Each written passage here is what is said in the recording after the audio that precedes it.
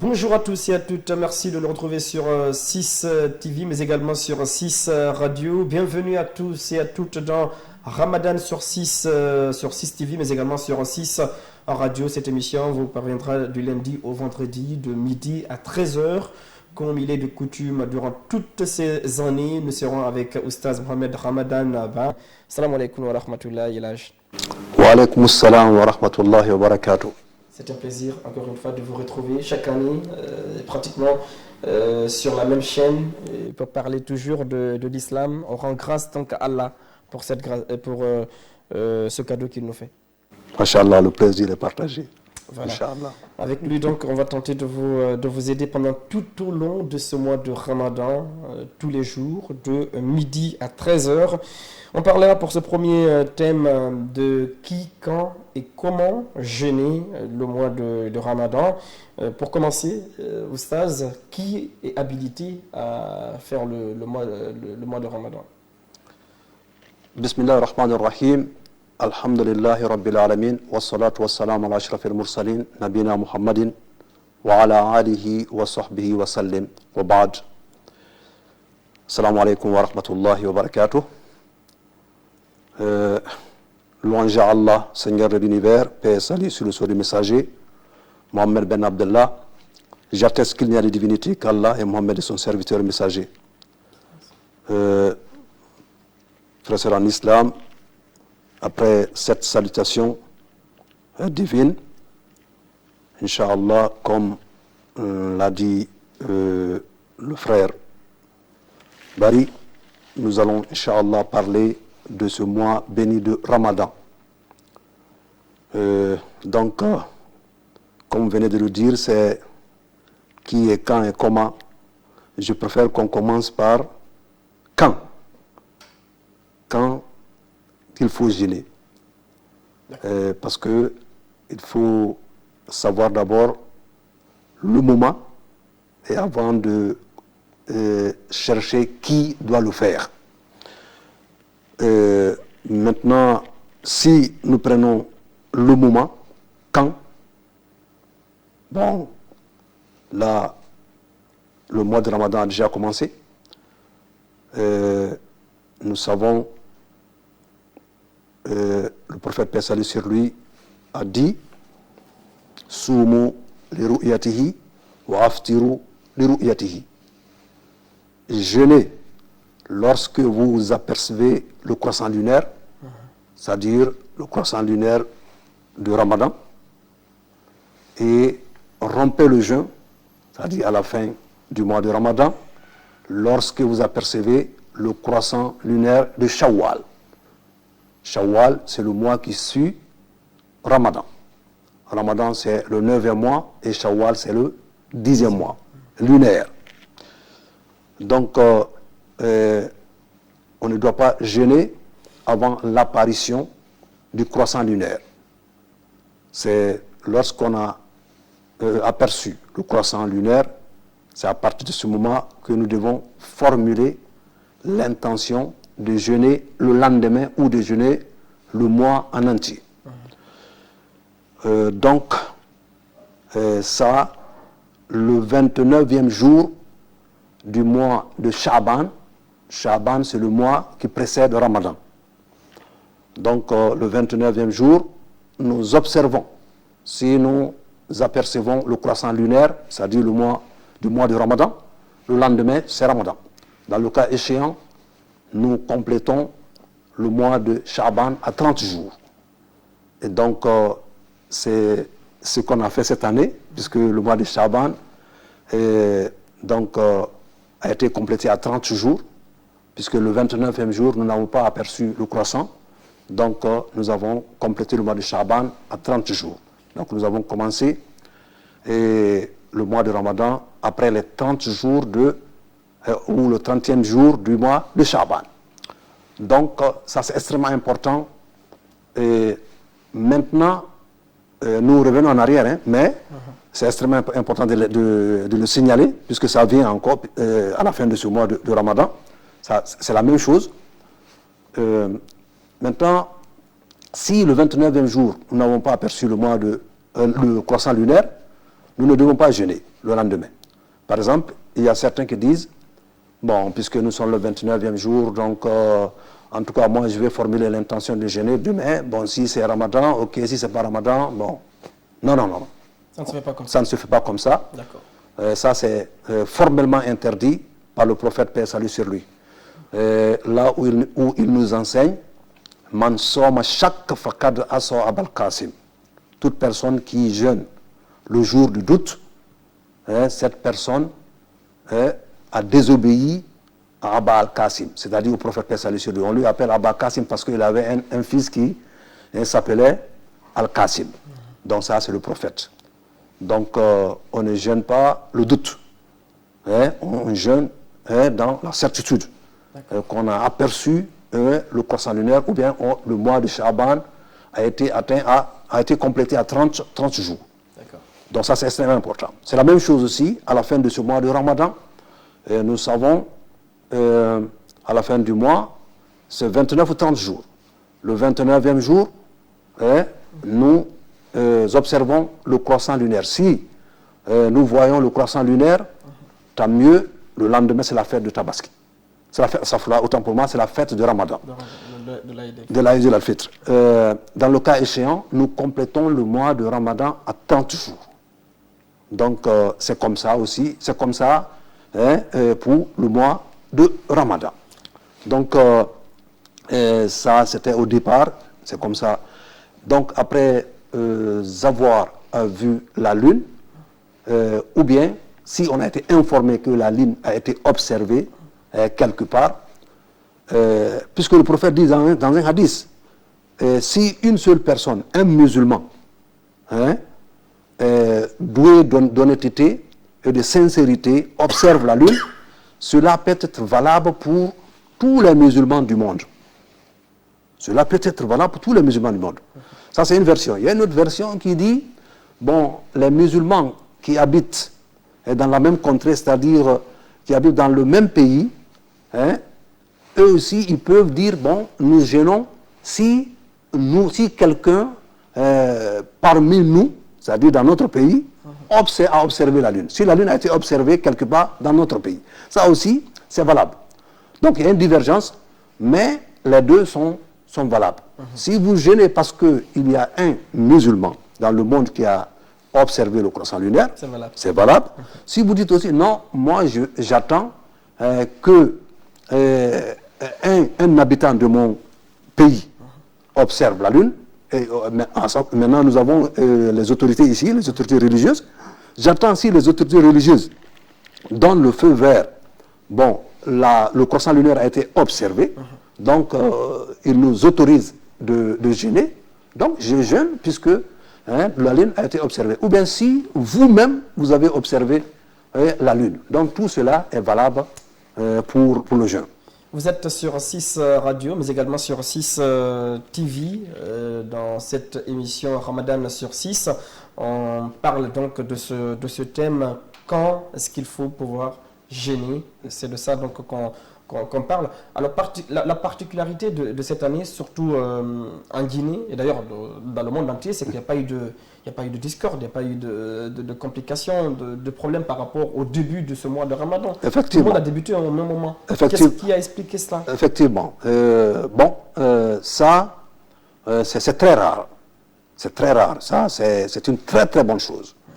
Et si Dieu nous accorde cette chance de vivre comme ça, et que Dieu nous donne cette chance d'être unanime sur la chose. Non, de participer à un Ramadan comme ça, c'est une très très grande chance. Parce que c'est très très rare que le monde entier jeûne le même jour. Qu'est-ce qui a fait la particularité de ce mois-là? Je crois le calendrier, quelque part, le calendrier a faussé. D'autres calendriers. Il y a d'autres calendriers aussi qui, puisque c'est le calendrier, on ne peut pas se baser sur le calendrier, eux-mêmes ils le disent, ceux qui établissent les calendriers, c'est si ça correspond, alhamdoulilah, ça ne correspond pas, c'est des êtres humains. Donc d'autres calendriers ont faussé. Mais d'autres calendriers, par exemple le calendrier que nous avons ici en Guinée, le calendrier vraiment il n'y a pas n'a pas faussé. Donc ça a coïncidé aussi que, puisque nous ici, il y a beaucoup qui comptaient le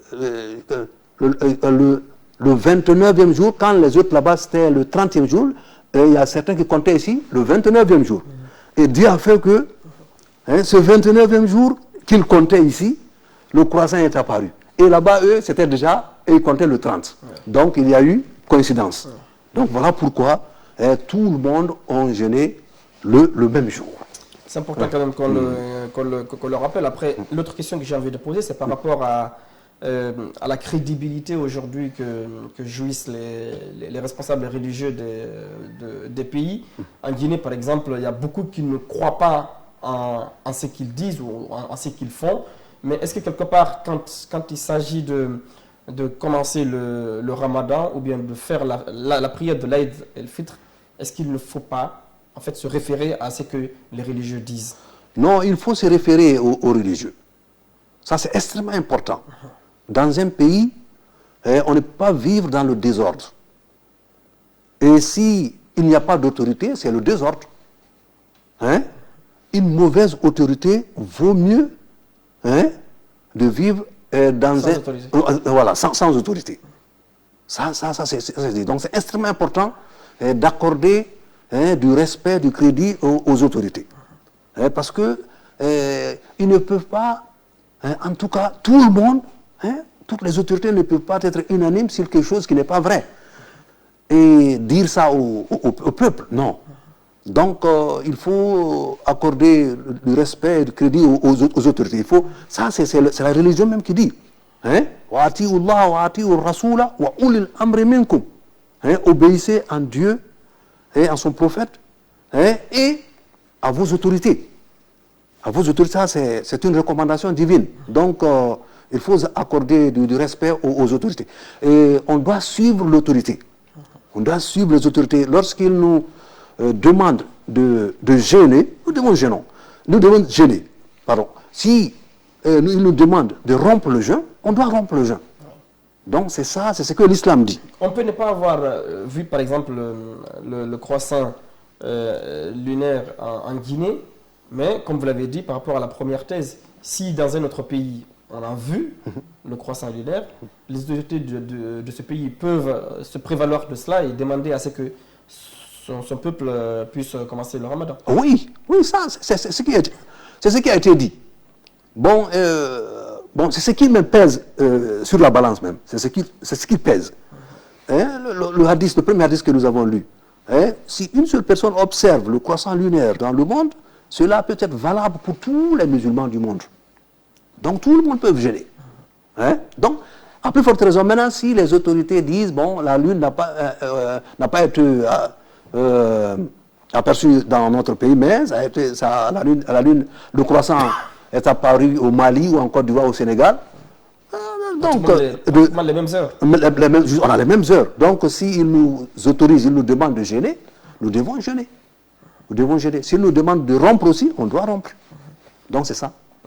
Alors, l'autre thèse, c'est de dire que oui, si toi tu n'as pas vu la lune, mais tu as vu quelqu'un qui a vu la lune, quelqu'un de crédible, tu peux aussi jeûner avec ça. Ah oui.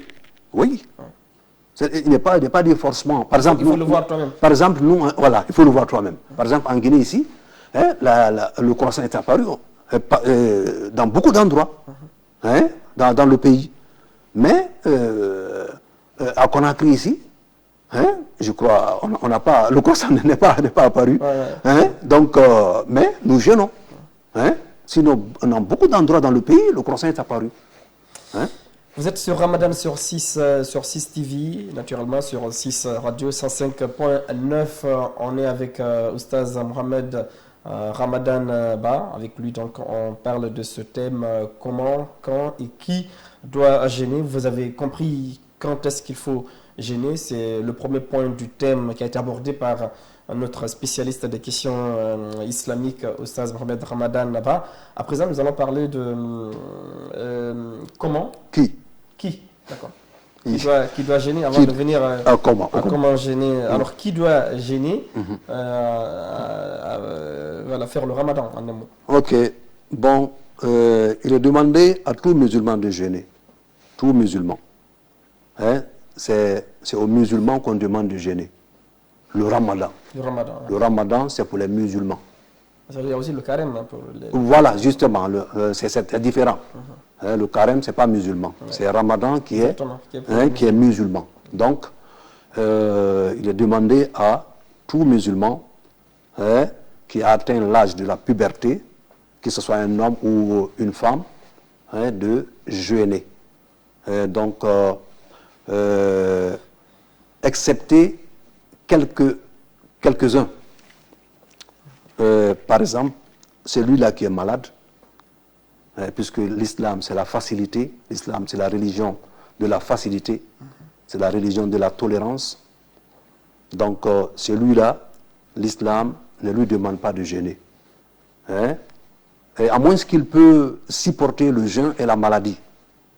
Mais s'il trouve qu'il ne peut pas supporter les deux, l'islam lui dit de rompre le jeûne et à la fin du mois de Ramadan, quand il y aura guérison, il va rembourser les jours qu'il a mangé pendant le mois de Ramadan.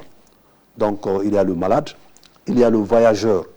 Celui qui est en voyage, s'il ne peut pas supporter et le voyage et le jeûne en même temps, il peut rompre le jeûne et continuer son voyage. Et à la fin du mois de Ramadan, il rembourse les jours qu'il a mangés pendant le voyage, puisque nous savons que le voyage est très difficile. Donc, il n'est pas facile de jeûner et en même temps se trouver en état de voyage. Il y a aussi nos sœurs et nos mamans, souvent elles sont en période de menstru et de louchi. Donc quand elles sont en période de menstru et de louchi, elles ne jeûnent pas. Et là, si elles jeûnent, leur jeûne est illicite. C'est haram qu'une femme jeûne alors qu'elle est en période de menstru. Ça c'est formellement interdit par la religion. Elle ne doit pas jeûner, elle ne doit pas prier. Elle ne doit pas toucher le Coran. Elle ne doit pas entrer dans la mosquée. Parce qu'elle est en période de menstru. Donc, là aussi, elle compte les jours qu'elle a eu à manger pendant le mois de Ramadan. Et à la fin du mois de Ramadan, elle rembourse le jeûne. Bon, il y a aussi des gens qui ne peuvent pas du tout jeûner. Par exemple, pas dans le mois de Ramadan et pas après Ramadan. Ils ne peuvent pas du tout jeûner. Ouais. Ça, c'est les personnes âgées et les vieilles personnes, que ce soit du côté des hommes ou du côté des femmes. Et si donc l'âge est là, donc ils sont fatigués, là ils ne doivent pas jeûner. Et là on doit payer une aumône pour eux. On doit faire manger une personne pour eux. Par exemple, si nous prenons, il y avait un compagnon du prophète du nom de Anas bin Malik. Lui, il a eu plus de 100 ans, donc il ne pouvait pas jeûner, puisqu'il était trop vieux. Et ce qu'il faisait, il attendait à la fin du mois de Ramadan et il préparait une nourriture.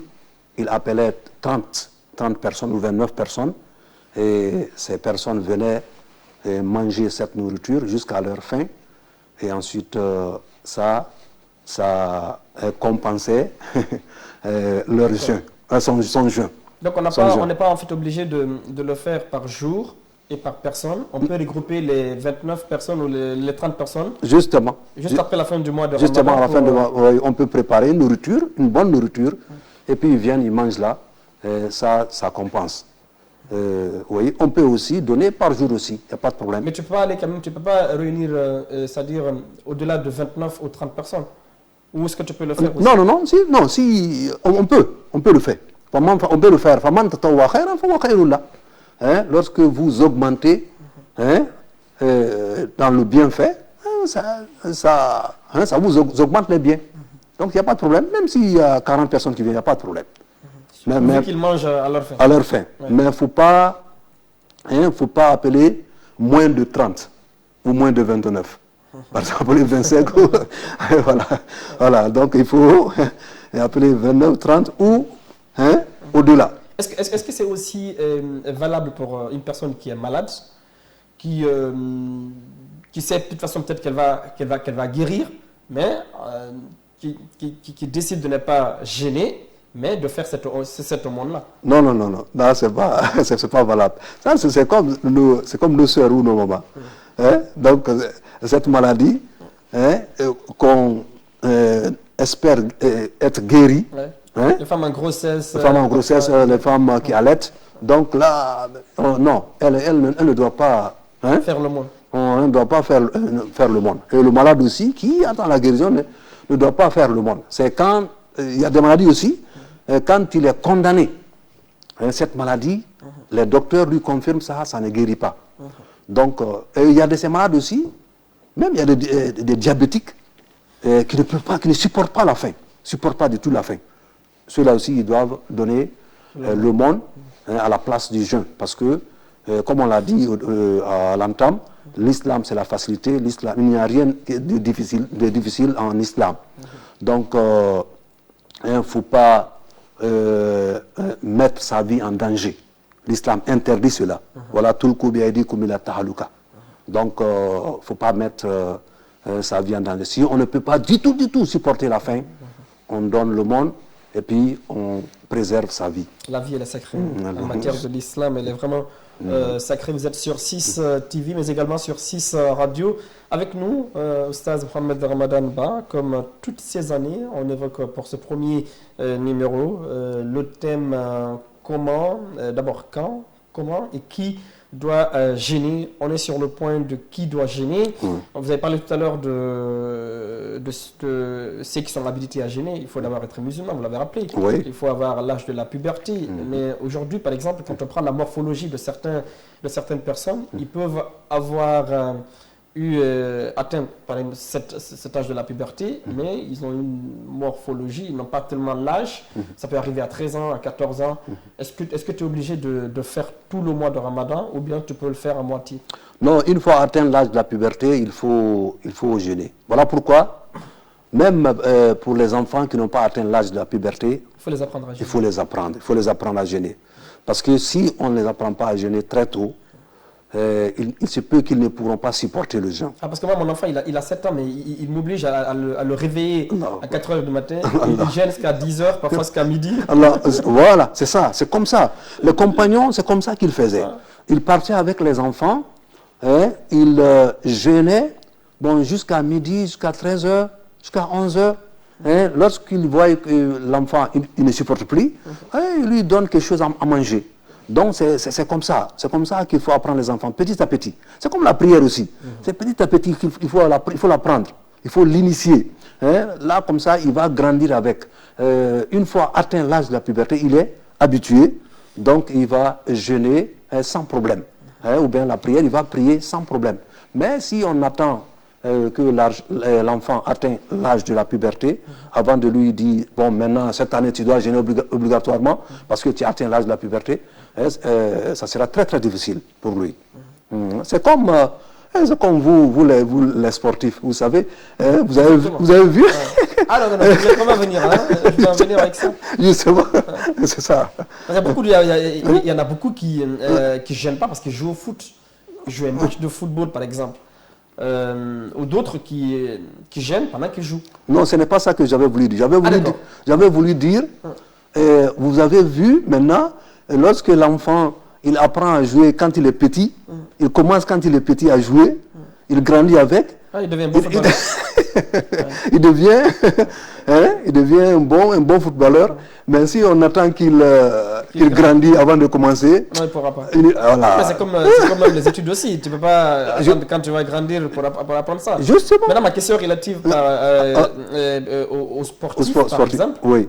Il y a beaucoup qui mangent le mois de Ramadan, sous prétexte qu'ils jouent un match international, par exemple. Aujourd'hui, le Sili national doit jouer. Supposons que ce match-là se joue à 16 h. Il y a beaucoup qui sont là-bas, qui sont des musulmans. Est-ce qu'ils peuvent manger sous prétexte qu'ils ne peuvent pas gêner et jouer pour leur patrie? Parce que là, ils défendent quand même la patrie. Ou bien quel est le jugement qui est apporté à à cela aussi. Non, non, non, ils ne peuvent pas manger.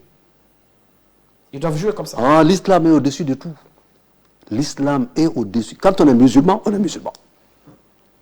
Hein, quand on s'engage, on est musulman. Il faut mettre l'islam au-dessus de tout.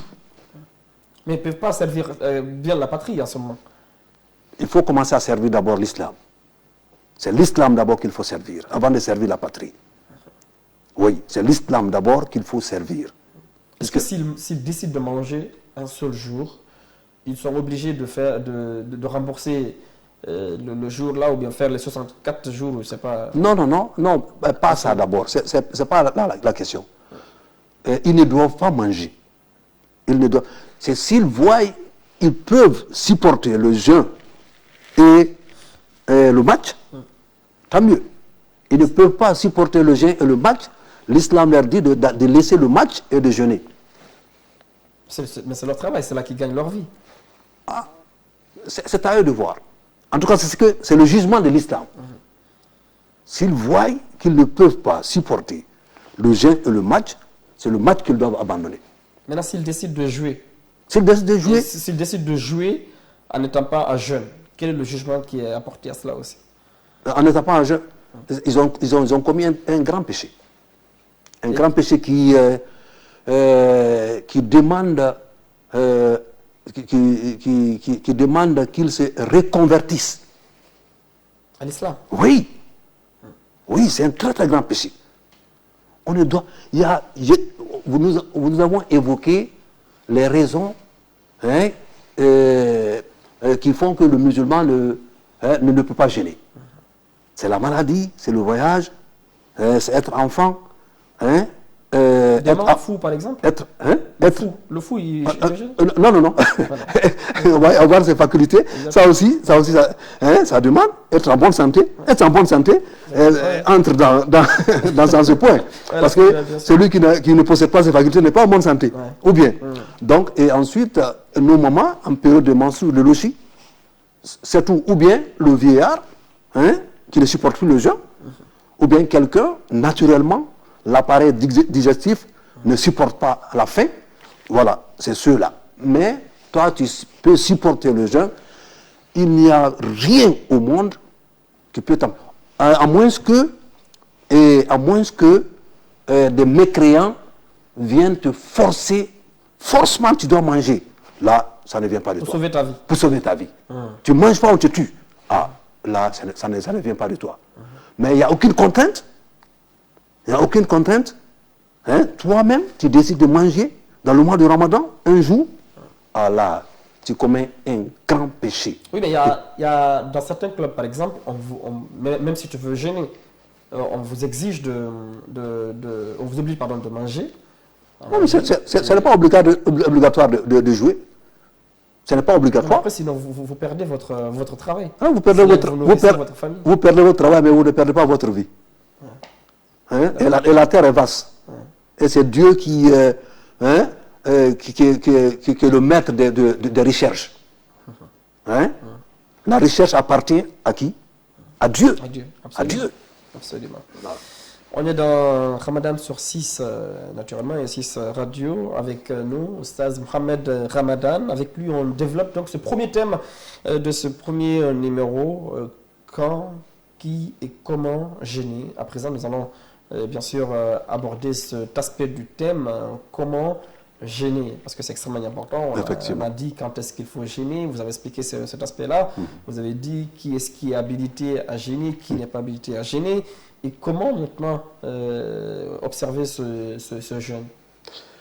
Bon, le jeûne, bon, nous le savons, c'est de s'abstenir de manger et de boire et d'avoir des rapports intimes avec son épouse ou son époux, vice-versa, du l'aube jusqu'au coucher du soleil. C'est ça, le jeûne. Et avant l'aube, c'est extrêmement important, il faut formuler l'intention. Demain, je jeûnerai ce jour de Ramadan. On le renouvelle tous les jours, ou bien on formule l'intention de jeûner tout le mois. Ça, c'est avant, c'est-à-dire à la veille. À la veille. Du premier jour. On on formule l'intention de jeûner tout le mois de Ramadan, que ce soit 29 ou 30 jours. Donc, ça c'est extrêmement important. On ne doit rien faire en islam sans formuler l'intention de faire la chose. Et si on l'oublie, on jeûne pratiquement tout le mois ou bien une partie du mois sans avoir formulé cette intention? Non, on ne peut pas oublier. Si déjà on prend le sahour, c'est-à-dire le petit déjeuner qu'on prend avant l'aube, ça déjà, ça veut dire l'intention, ça veut dire quelque chose. D'accord. Si on prie la prière, la prière nocturne, oui, ça veut dire quelque chose. Donc l'intention, ce n'est pas quelque chose qu'on doit prononcer. Ce n'est pas quelque chose qu'il faut lire. Il y a certains gens qui croient que, pour chaque adoration, il y a quelque chose à lire. Non. Rien, on ne lit absolument rien. Seulement, c'est de dire dans son fort intérieur que je veux faire cette adoration. C'est tout. Le prophète Pierre nous dit An-niyatu mahalluha al-qalb wa talaffuz biha bida. Donc, l'intention, sa place est dans le cœur. Prononcer l'intention, c'est une innovation. Donc, il n'y a rien à lire, il n'y a rien à prononcer. Seulement, c'est de dire dans son fort intérieur, je jeûnerai demain ou bien je jeûnerai le mois de Ramadan. Donc, ça, c'est extrêmement important. Bon, puisque nous sommes dans le coma, maintenant, il est très important de prendre ce petit déjeuner, c'est-à-dire de manger avant l'aube. Le prophète dit Tasahharu fa inna fi sahur baraka. Justement, prenez le petit déjeuner, le sahour, puisqu'il y a dans le sahour la baraka. C'est-à-dire, se lever là, ce n'est pas seulement le fait de se remplir le ventre, non. C'est ce que le prophète a dit. Fa inna fi sahur baraka. Il y a dans le sahour la baraka. Même un verre d'eau. Même un verre d'eau, même une tasse de thé. C'est l'intention. C'est l'intention. Et surtout aussi, il y a l'invocation, ou les invocations. Les invocations dites en ce moment sont exaucées. C'est ce que beaucoup ne savent pas. Il faut faire là beaucoup d'invocations. Voilà pourquoi quand on le manger ou après le... Non, avant, pendant, après, il faut toujours, subhanallah, astaghfirullah, ilaha illallah, demander ses besoins à Allah. C'est exaucé. Dieu exauce les invocations pendant ce temps-là. Donc, surtout, c'est à cause de ça. Voilà pourquoi le prophète dit, ce n'est pas le fait seulement de manger ou de boire. Non, ce n'est pas ça seulement. Voilà pourquoi quand on se lève, il faut éviter de trop parler. Il y a des frères ou des sœurs qui ne le savent pas. Quand on se lève, c'est de parler, discuter, parler, manger. Et ils croient que c'est seulement manger et boire. Non. Il faut garder le silence, il faut faire beaucoup d'invocations, il faut demander pardon à Dieu, il faut présenter ses problèmes à Allah pendant ce temps. Allah va exaucer nos problèmes, nos prières, nos invocations. Donc ça, c'est important. Ensuite, après avoir fini, je veux coller cela. Après avoir fini de faire le sahour, c'est une remarque, ne dormez pas avant la prière de l'aube. C'est extrêmement important. Parce qu'après avoir après avoir pris le sahour, si vous dormez, il se peut que vous perdez la prière de l'aube. Vous ne priez pas la prière de l'aube à temps. Alors que la prière de l'aube est obligatoire. Ces 2 rakats que nous faisons, elles sont plus importantes que toutes les rakats que nous faisons dans la prière nocturne. Ces 2 rakats. Donc ne dormez pas après avoir pris le sahour. Vous restez là, vous concentrer, ou vous lisez le Coran, vous faites des invocations jusqu'à l'heure de la prière de l'aube.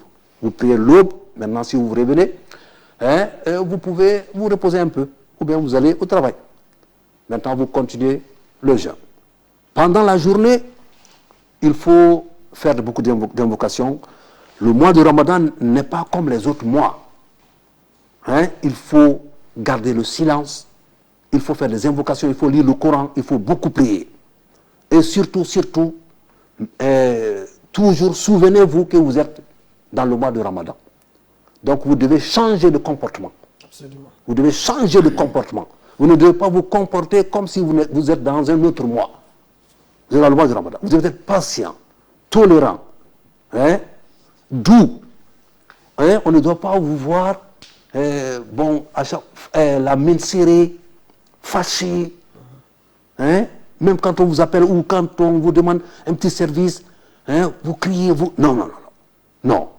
Le jeûne vient pour, en tout cas, rendre le musulman doux, simple, souriant. Mais c'est pas facile. Non, c'est pas facile. Surtout à partir de 14h, 15h, là. C'est pas facile. T'as pas envie de parler à quelqu'un en ce moment. Voilà pourquoi le jeûne est là. C'est pour nous apprendre tout cela. Là, il faut se mettre dans le cœur que tu es encore plus proche de Dieu. Parce que tu as faim, tu as soif. Donc tu es proche d'Allah.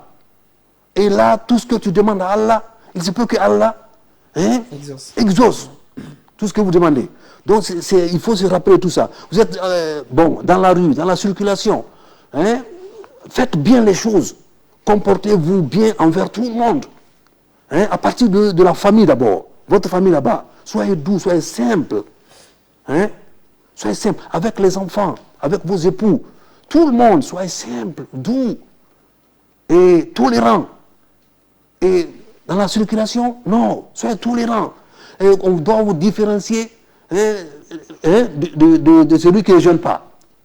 Celui qui gêne doit être différent de celui qui ne gêne pas. Absolument. On doit savoir cela en lui par son comportement. Il doit avoir un comportement exemplaire. Et il doit avoir pitié de tout le monde.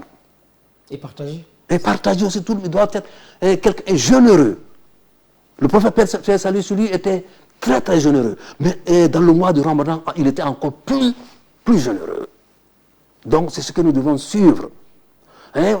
Par exemple, dans les pays où l'islam est encore mieux développé, je vous l'assure, cher Bobo, vous verrez à l'approche du crépuscule des gens qui sillonnent les rues et qui appellent les gens. Mon frère, pardon, ma soeur, pardon, venez rompre le jeûne avec nous. Oh là là. Et si vous répondez, si vous venez, vous trouverez de quoi rompre le jeûne. Vraiment, ça va vous faire plaisir. Et vous serez content. Donc c'est comme ça que nous devons nous comporter. Pas seulement envers les musulmans, même envers les non-musulmans. Parce qu'en nous comportant comme ça attire les autres à se convertir à la religion. Les non-musulmans. Les non-musulmans. Ça les attire à aimer cette religion. Quand nous adoptons des bons comportements. Alors, est-ce qu'il y a des versets particulièrement qu'il faut lire, par exemple, pendant le mois de Ramadan là? Non, il n'y a pas de verset particulier, mais il faut redoubler d'efforts pour lire le Coran. Nous savons que le Coran a été révélé pendant le mois de Ramadan. Absolument. C'est d'ailleurs l'objet de notre thème. Justement. Donc, il faut lire beaucoup le Coran. Si on peut lire le Coran 10 fois en entier, il faut le faire. Il faut le faire. Les oulémas, les savants ont tracé des programmes. On peut le faire facilement. Actuellement, il y a des gens qui ont terminé. Nous sommes au 5e jour, mais ils ont terminé. Oui. Donc, voilà, il y en a qui terminent pendant 3 jours. Ils terminent le Coran. Voyez-vous? Donc, il faut beaucoup lire le Coran. Il faut beaucoup faire des invocations. À chaque fois qu'on se tait, il faut se rappeler, je suis en jeûne. Je veux augmenter mes biens. Donc, subhanallah, alhamdulillah, la ilaha illallah, subhanallah, alhamdulillah, la ilaha illallah. Il faut diminuer l'amusement. L'amusement. Et surtout, il faut éviter de tomber dans le piège de Satan. C'est-à-dire commettre des péchés. Parce que ce n'est pas le ventre seulement qui doit gêner. Parce que tout le corps doit gêner. Les yeux, les oreilles, il faut éviter d'écouter ce qui est illicite. Il faut éviter de regarder ce qui est illicite, ce qui est haram. Il faut éviter de parler de ce qui est illicite et haram. ne faut pas mentir, il ne faut pas calomnier, il ne faut pas injurier, il ne faut pas maudire. Vous voyez, donc... Tout ça diminue le... Ça diminue les biens. Les biens, hein. Ça diminue les biens. Hein? Et il y a un hadith même qui dit, pour celui qui ment ou qui témoigne le mensonge, Dieu n'a pas besoin de son jeûne. Hein?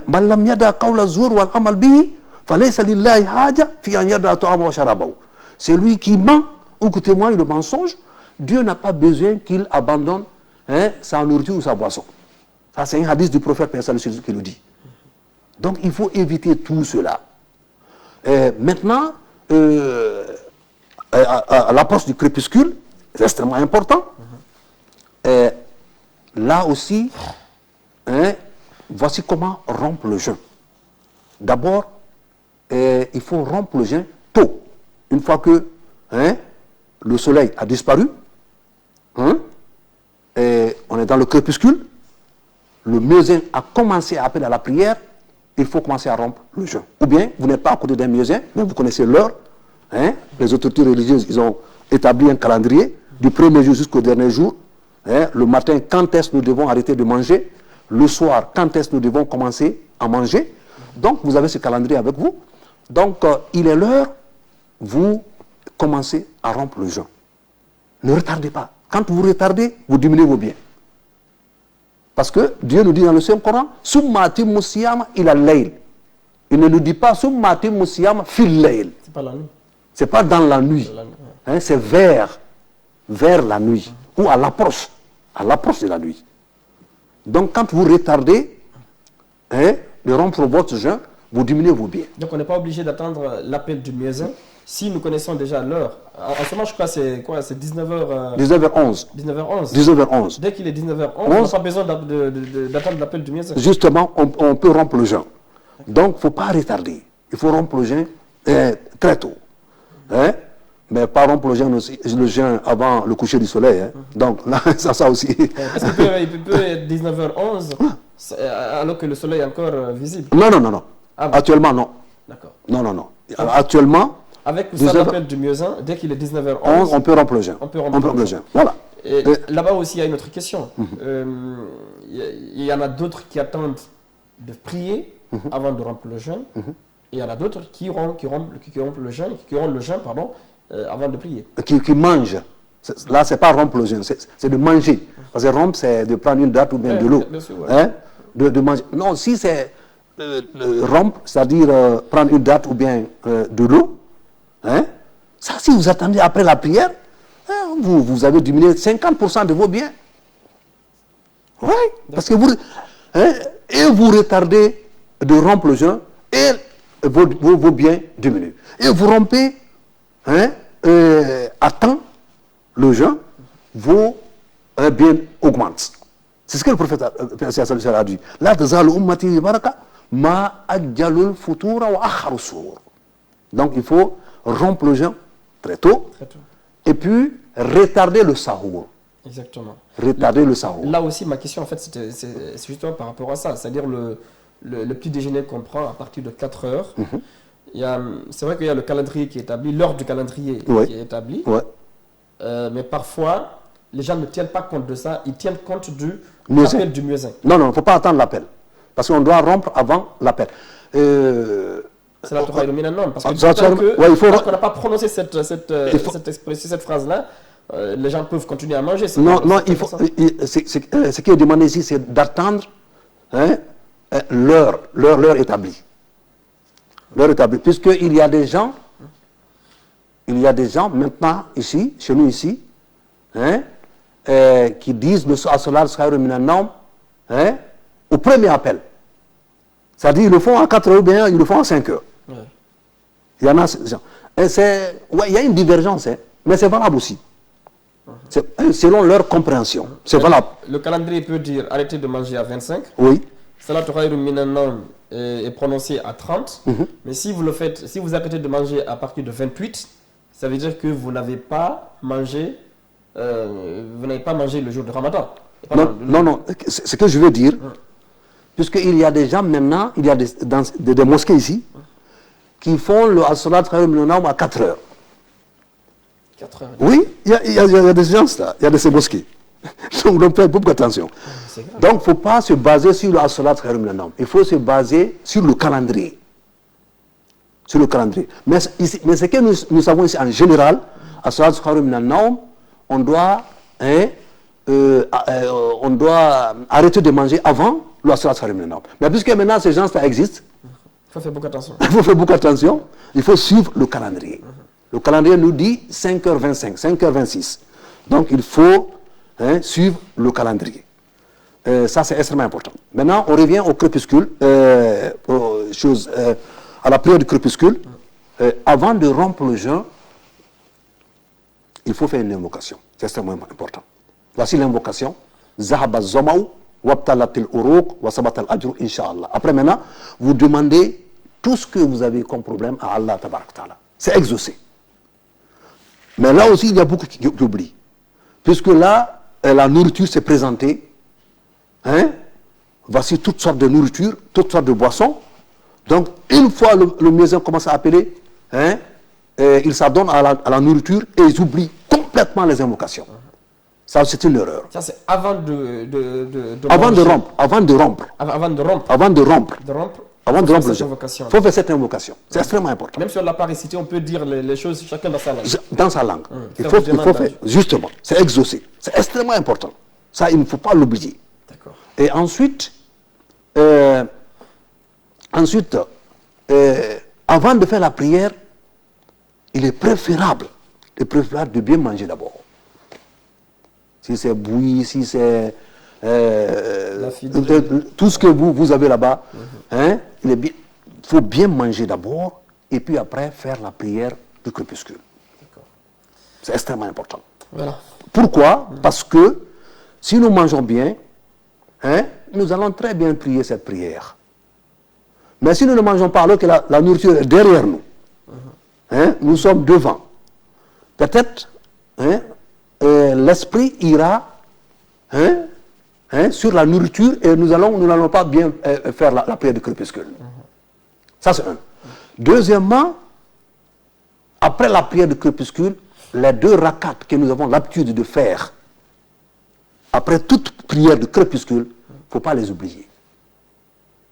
Il faut les prier. Il y a certains, pendant toute l'année, ils prient ces 2 rakats après le crépuscule.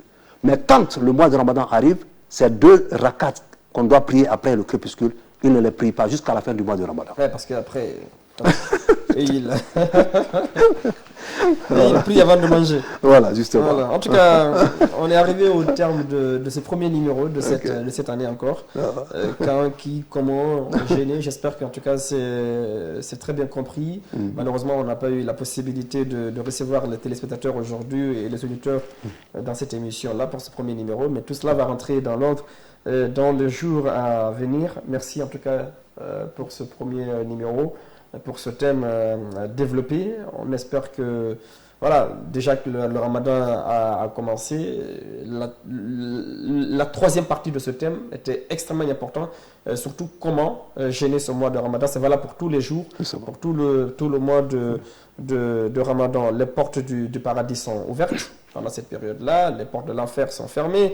Beaucoup de conseils seront donnés dans cette émission par notre spécialiste des questions islamiques, des questions de Ramadan. Merci à vous, Elhaj, d'être passé dans cette émission. Demain encore sera avec vous la même heure, 12h, 13h sur 6 TV, mais également sur 6 Radio. Merci à toute l'équipe autour de Fatoumata Bari, la réalisatrice de cette émission. On se reprend demain, Inch'Allah.